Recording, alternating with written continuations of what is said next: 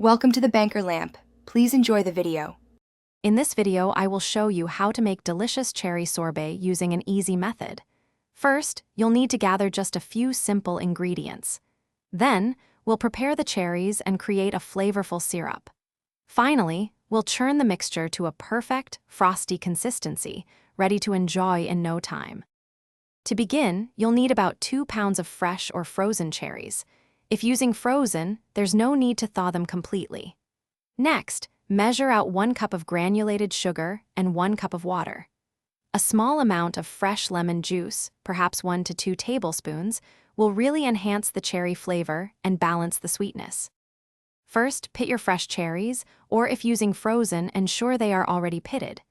In a saucepan, combine the 1 cup of sugar and 1 cup of water, heating until the sugar dissolves to create a simple syrup. Let it cool slightly. Then, blend the cherries, cooled syrup, and lemon juice until completely smooth. For the best texture, strain the mixture through a fine mesh sieve.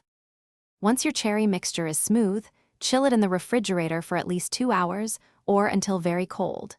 This step is crucial for proper churning. Pour the chilled mixture into your ice cream maker and churn according to the manufacturer's instructions, usually for 20 to 30 minutes.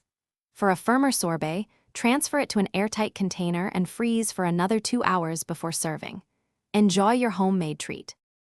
Thanks for watching. If this was helpful, leave a like and consider subscribing. See you next time.